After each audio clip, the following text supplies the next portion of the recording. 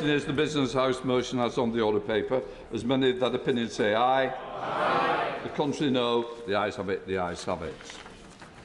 Before we start the debate, I want to put on record that I am very disappointed that the written ministerial statement, which is relevant to it, has not yet or just been made available in the last 5 minutes. Such statements should be made available whenever possible at 9:30 a.m. when they are relevant to the debate like today. It is doubly important that they are available in good time. I'm sorry this has happened and I consider it discourteous to the House. I hope this is not the new government in the way that it intends to treat the House. I'm going to take it down as bad management or incompetence rather than deliberate. Very generous. Right, we now come to the general debate on UK energy costs. Before I call the Prime Minister to open the debate, I would like to point... Just a minute. I don't think that's the day today after the way this House has been treated. I'm defending you as the backbenchers. I expect a little bit more decorum at this stage. Before I call the Prime Minister to open the debate, I would like to point out the British Sign Language interpretation of the opening speech in the debate is available to watch on Parliament Live TV.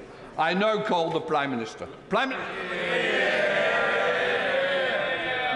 Speaker, I beg to move the motion. Earlier this week...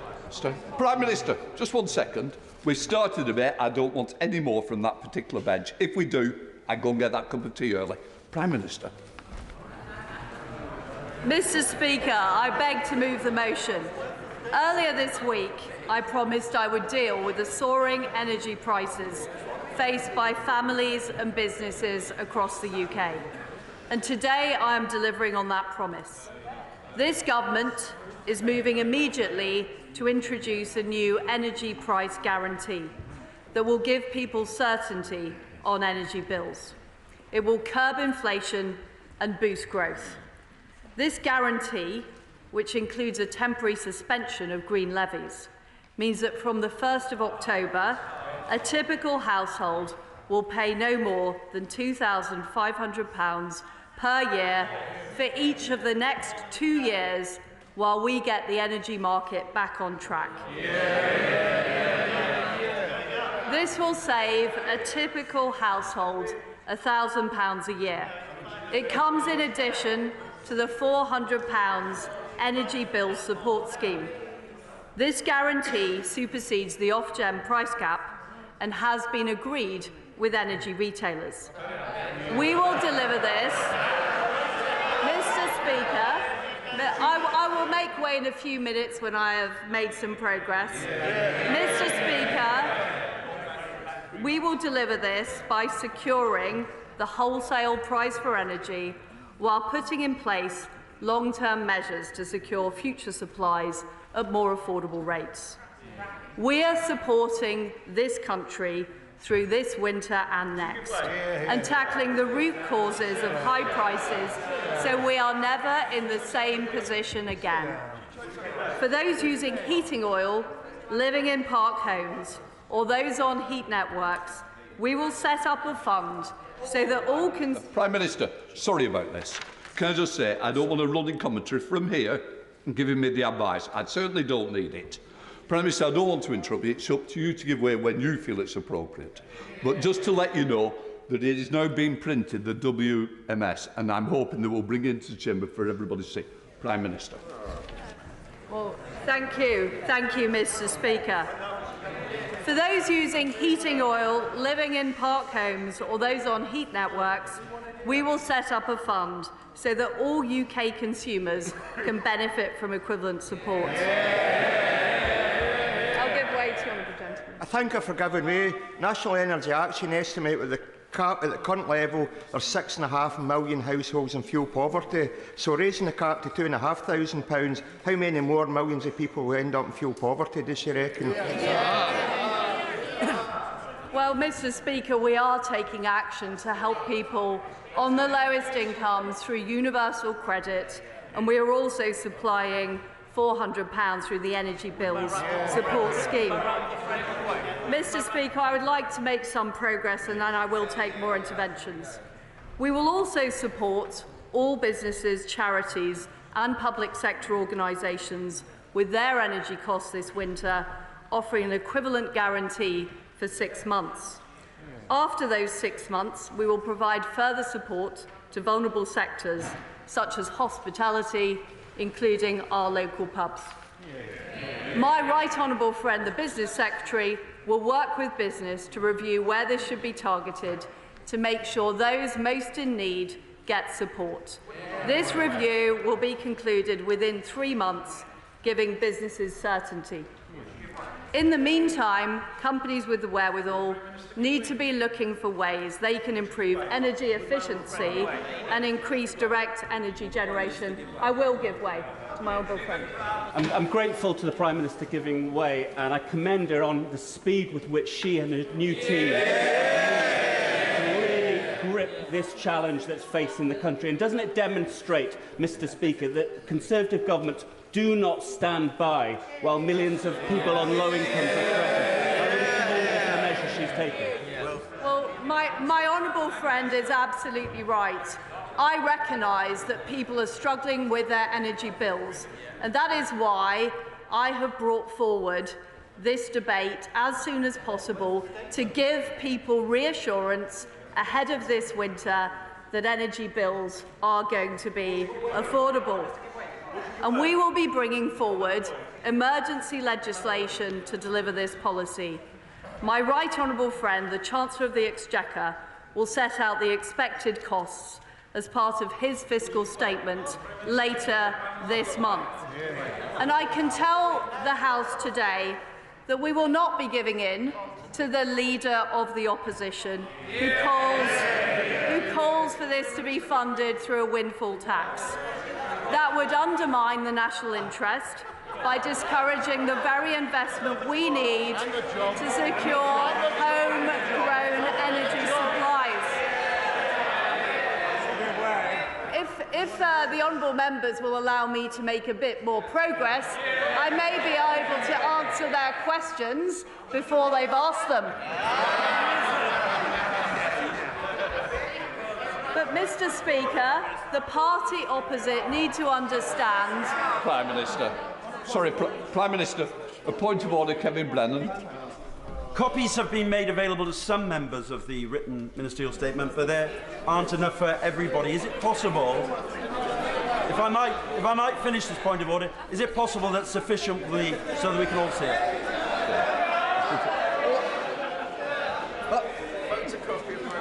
As we both know, it's not a point of order, but it's certainly a clarification that they're now coming out, and we're printing them as fast as possible to make sure all members have the ability to read it. It is with great disappointment, but that's a matter of fact. Prime Minister. Prime Minister. Instead of that approach, we are taking an approach which is pro-growth, pro-business, and pro the investment we need for our country's energy security. I will give way. Very grateful to the Prime Minister. Does she agree that we are too short of energy but have plenty of taxes? And does she agree that if we had an oversupply of taxes, as the party opposite wants, we'd have less supply of the things we were taxing? My right honourable friend makes an extremely good point. The reality is we can't tax our way to growth. And the policy I am setting out today is all about helping people with their energy costs, as I promised, and making sure that we have the long-term energy supplies that we need for our country. I'll give way to the honourable gentleman at the back. Thank you to the Prime Minister for giving way. Just 6 months ago, households faced energy bills of £1,300. We are today being told that fixing prices at £2,500 is the best that the government can do. It's not. So why is the Prime Minister putting private energy profits ahead of people at this crucial time? Well, what we are doing is we're doing the important work to help people and businesses get through this winter and next winter, whilst fixing Britain's long-term energy supplies. I've already given way a number of occasions. I will give way later. Please hold off for a bit longer. Mr. Speaker, this is the moment to be bold. We are facing a global energy crisis, and there are no cost-free options. There will be a cost to this intervention. I will give way. I strongly welcome this package of bills to help cut. It's a marked contrast to the meagre scrappings offered by the benches opposite. Can she? I just welcome also that she's confirmed that schools and colleges will get help with their energy bills, as the colleges face increases of 300%. And could I just finally ask her, will she continue to bear down on fuel duty? Because we know that motorists at the pumps face extortionate bills when they fill up their cars. Well, I thank my honourable friend for his point, and I'm sure the Chancellor of the Exchequer is listening intently to his point ahead of his fiscal statement later this month. Mr. Speaker, I want to make some progress on explaining how we will defray the cost of this intervention, which I think might answer some of the honourable people's questions before they ask them.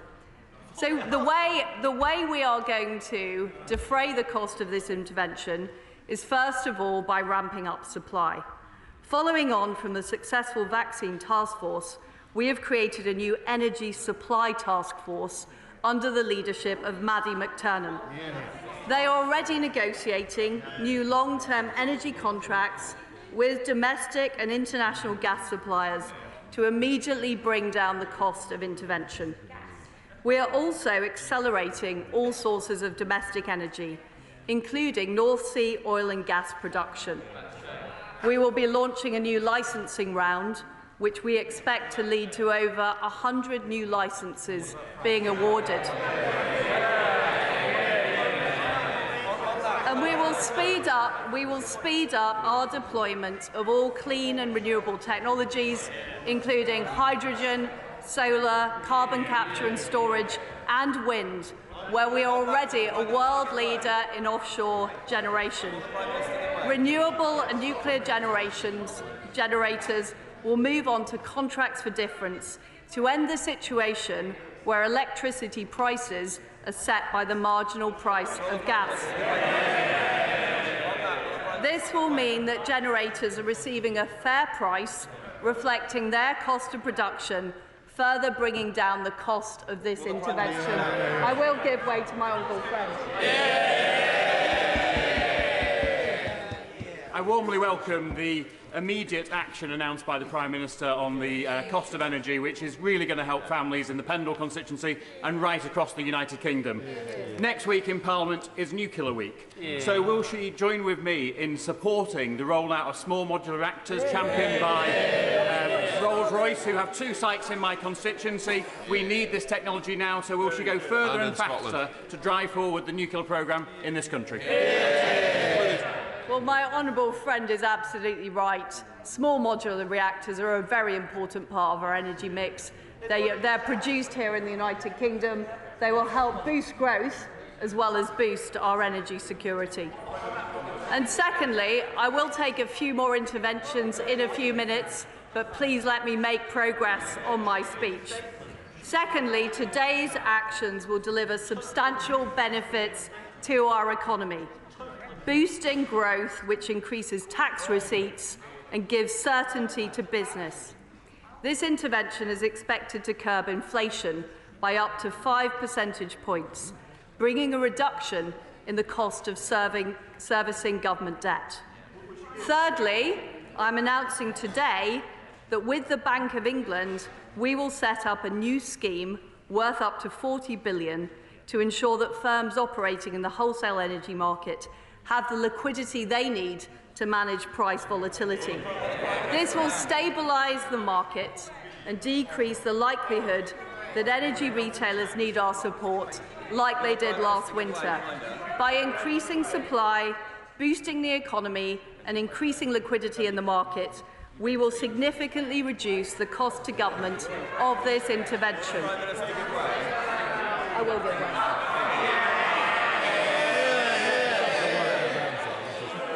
Very kind of the Prime Minister to give way to so many sensible members. Today is clearly a big intervention, and the government is, as she promised, wrapping its arms around my constituents, as we did during the pandemic, and looking to the future. Can she confirm that the plans are primarily about domestic supply rather than imported reliance, and therefore in line with the commitments, the important commitments that we made at COP26 in Glasgow and the path to net zero that we made in our manifesto 3 years ago? Well, I am completely committed to net zero by 2050, and I'll be saying more.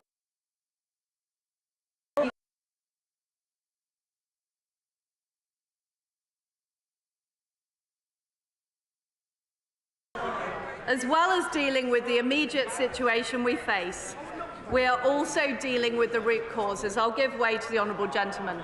Very grateful for Prime Minister Way, and can I welcome her to her place and hope she will work with opposition parties in the national interest.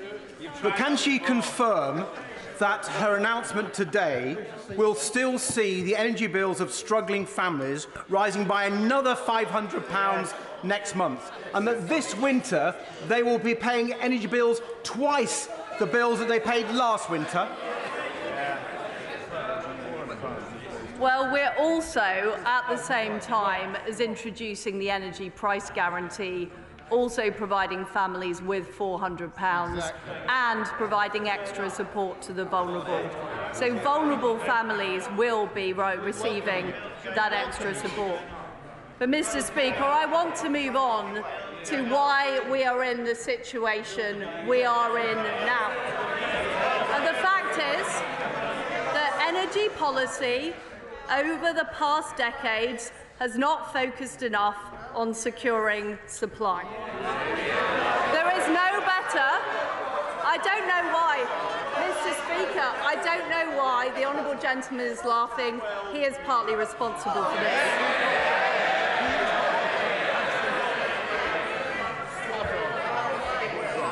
There is no better example than nuclear, where the UK has not built a single new nuclear reactor in 25 years. And it's not just about supply. The regulatory structures have failed, exposing the problems of having a price cap applied to retail but not to the wholesale market. All of this has left us vulnerable to volatile global markets and malign actors in an increasingly geopolitical world. And that is why Putin is exploiting this situation by weaponising energy supplies as part of his illegal war on Ukraine. I'll give way to the honourable gentleman. Would she accept that with 150 years' worth of gas under the ground in GB, it is absolute madness to turn our back on that resource at a time when people are facing huge energy bills? And could she also just explain to us how she intends to deliver the support which she's talking about in Northern Ireland? That's the people from Ireland. Well, I do agree with the honourable gentleman. I'm coming to the point about shale gas in a minute, but I can assure him that this policy will apply in Northern Ireland, and those benefits will be open to the people of Northern Ireland as part of the United Kingdom. So, as well as the action that I am announcing today, we will use these 2 years ahead of us to make sure that the United Kingdom is never in this situation again. So I will be launching 2 reviews. Firstly, a review of energy regulation to fix the underlying problems. We want a new approach which will address supply and affordability for the long term. Secondly, we will conduct a review to ensure we deliver net zero by 2050 in a way that is pro-business and pro-growth. And this review will be led by my right honourable friend, the member for Kingswood. I will give way to this. Can I firstly, on behalf of the people of South Leicestershire, welcome my right honourable friend to her role. She mentions Putin. Whilst the measures that she's announcing today are incredibly welcome for my constituents and all our constituents to protect, and particularly the poorest and most vulnerable in society, will she give an assurance today that her government will continue to stand firm against the appalling and brutal actions of Putin and his thuggish regime? And will she tell the British people honestly that we are in for a difficult winter, notwithstanding the challenges that it faces? Well, my honourable friend is right. The reason we are in this difficult situation is because of Putin's appalling war in Ukraine. But we do need to make sure that our energy supplies are more resilient and more secure, so we are never in this situation again, and we cannot be subject to global energy prices and the actions of dictators. We would be if we listened to you. We are delivering a stable environment that gives investors the confidence to back gas as part of our transition to net zero. It is vital that we take steps to increase our domestic energy supply. I'll make a bit more progress and then I will give way. We will end the moratorium on extracting our huge reserves of shale, which could get gas flowing as soon as 6 months, where there is local support for it. We will launch Great British Nuclear later this month, putting us on a path to deliver up to a quarter of our electricity generation with nuclear by 2050. I'll give way to the Honourable Lady. To the Prime Minister. Last September, I asked the then Business Secretary why the government signed off on the closure of the Rough gas storage facility. He dismissed it as not relevant and he accused me of stoking panic and alarm. Given the government are now reportedly reopening that facility, it doesn't suggest the new Chancellor is a man of foresight and strategy, does it, Prime Minister? We are in a very, very difficult situation, and I am committed, as Prime Minister, to doing everything it takes to resolve this situation, to help people with their energy bills, and to make sure we have security of supply for the long term. I've already taken a lot of interventions. I need to make progress on this speech. As a result of these steps on shale and on nuclear, and the acceleration of renewables, I am today setting a new ambition for our country. Far from being dependent on the global energy market and the actions of malign actors, we will make sure that the UK is a net energy exporter by 2040. And my right honourable friend, the Business Secretary, will set out a plan in the next 2 months to make sure we achieve this. Mr. Speaker, I know that businesses and families are very concerned about how they will get through this winter. That is why I felt it was important to act urgently to provide immediate help and support, as well as setting out our plan about how we are going to secure the UK's future energy supplies. This is part of my vision for rebuilding our economy. Secure energy supply is vital to growth and prosperity, yet it has been ignored for too long. I will end the UK's short-termist approach to energy security and supply once and for all. That is what I promised on the steps of Downing Street. Today, we are acting decisively on that pledge. This will help us build a stronger, more resilient and more secure United Kingdom. I commend this motion to the House. There's a lot of members who wish to get in, so think of others after we've got through the front benches. I now come to the Leader of the Opposition, Keir Starmer. Thank you, Mr. Speaker, and can I thank the Prime Minister for advance sight of her opening speech. We're in the middle of a national emergency. People are really scared, and families don't know if they can warm their homes this winter, and businesses ask if they can keep the lights on. That is why the Labour Party spent the summer fighting for a price freeze, so that no household would pay